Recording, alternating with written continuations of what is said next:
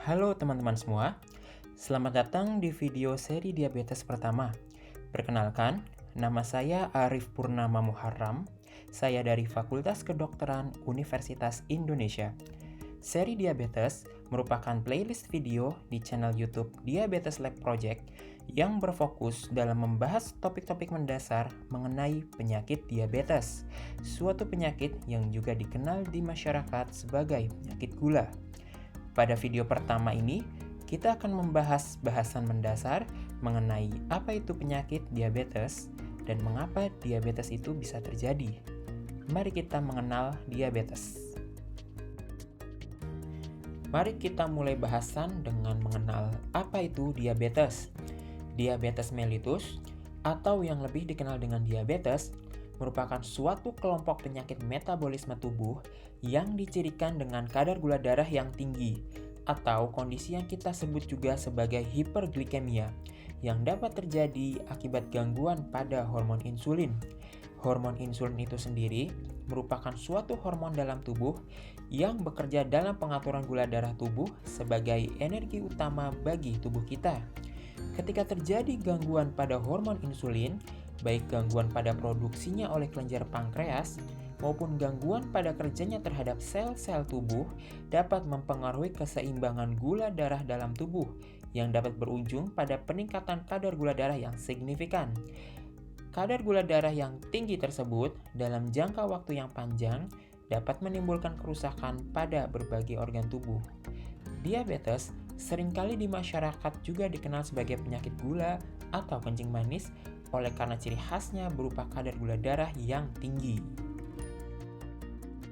Diabetes secara umum diklasifikasikan ke dalam 4 tipe, DM tipe 1, DM tipe 2, DM tipe lain, dan DM tipe gestasional. DM tipe 1 merupakan tipe diabetes yang disebabkan oleh kerusakan langsung pada sel beta pankreas sebagai penghasil insulin. Salah satu penyebab utama DM tipe 1 ini adalah autoimun dan seringkali muncul pada usia anak-anak. DM tipe 2 merupakan tipe diabetes yang disebabkan oleh resistensi hormon insulin terhadap sel-sel tubuh sehingga menyebabkan defisiensi insulin relatif. DM tipe 2 ini merupakan tipe diabetes yang umum pada dewasa dan akan kita bahas lebih lanjut kemudian. DM tipe gestasional atau dikenal juga dengan diabetes tipe kehamilan merupakan diabetes yang hanya dapat terjadi pada wanita yang sedang hamil. DM tipe gestasional umumnya bersifat sementara, tetapi pada beberapa kasus mungkin dapat berubah menjadi DM tipe 2 dalam jangka waktu yang panjang. DM tipe lain merupakan tipe diabetes untuk menjelaskan penyebab diabetes lain selain yang telah disebutkan sebelumnya.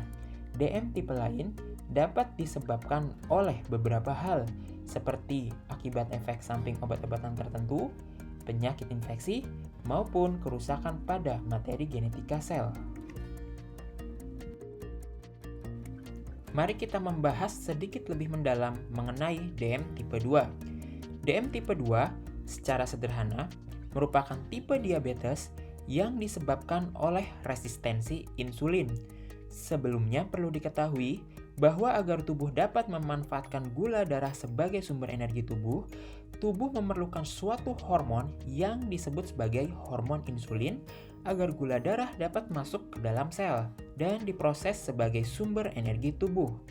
Hormon insulin itu sendiri merupakan hormon yang dihasilkan oleh kelenjar pankreas dan berperan utama dalam pengaturan kadar gula darah tubuh.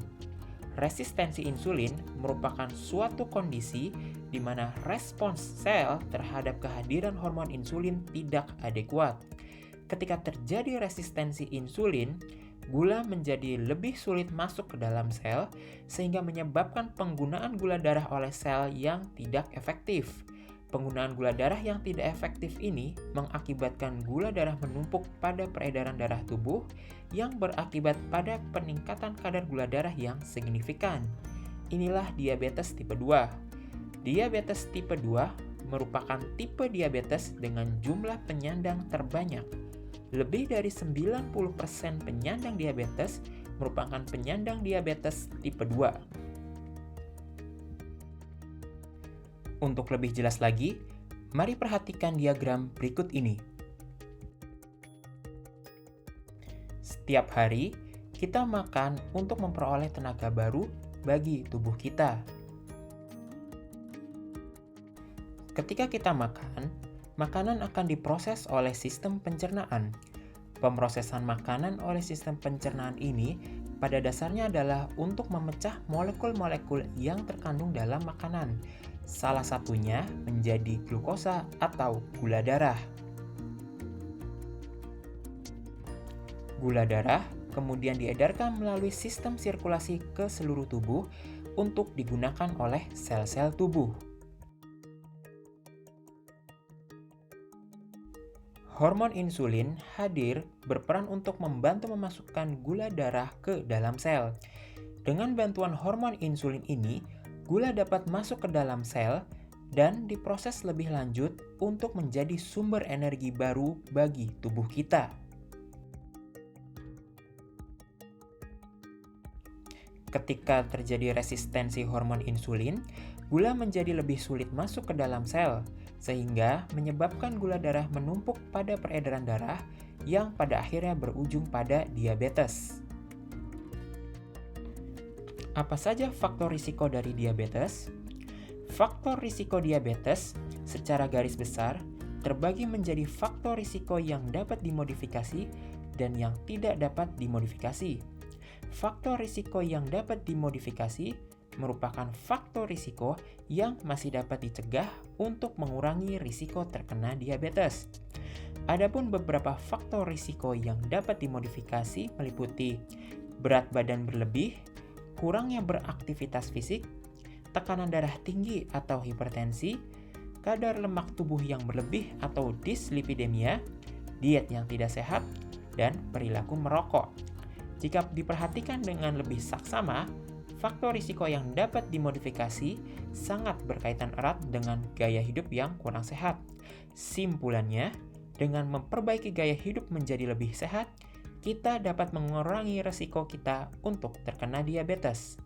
Sedangkan faktor risiko yang tidak dapat dimodifikasi meliputi ras dan etnik tertentu, riwayat keluarga dengan DM, usia saat ini, riwayat melahirkan bayi dengan berat lahir lebih dari 4.000 gram, dan riwayat lahir dengan berat badan rendah. Apa saja tanda dan gejala diabetes yang dapat kita kenali? Secara umum, tanda dan gejala diabetes dapat dikelompokkan menjadi tanda dan gejala klasik dan tanda dan gejala lainnya. Mengapa disebut sebagai tanda dan gejala klasik? Oleh karena tanda dan gejala tersebut sangat berkaitan erat dengan perjalanan penyakit diabetes dan seringkali muncul pada penyandang diabetes, baik disadari maupun tidak. Tanda dan gejala klasik tersebut meliputi banyak minum atau polidipsi, banyak makan atau polifagi, dan banyak kencing atau poliuri, serta penurunan berat badan yang tidak dapat dijelaskan penyebabnya secara pasti. Untuk tanda dan gejala lainnya yang mungkin timbul dapat meliputi lebih mudah lelah dan merasa tidak berenergi, sering merasa kesemutan atau kebas, penglihatan kabur, badan relatif lebih terasa gatal-gatal, dan penurunan gairah seksual. Demikian bahasan kali ini mengenai pengenalan tentang diabetes. Di video selanjutnya, kita akan membahas mengenai bagaimana penyakit diabetes dideteksi dan didiagnosis. Semoga video ini dapat bermanfaat bagi kita semua, dan salam.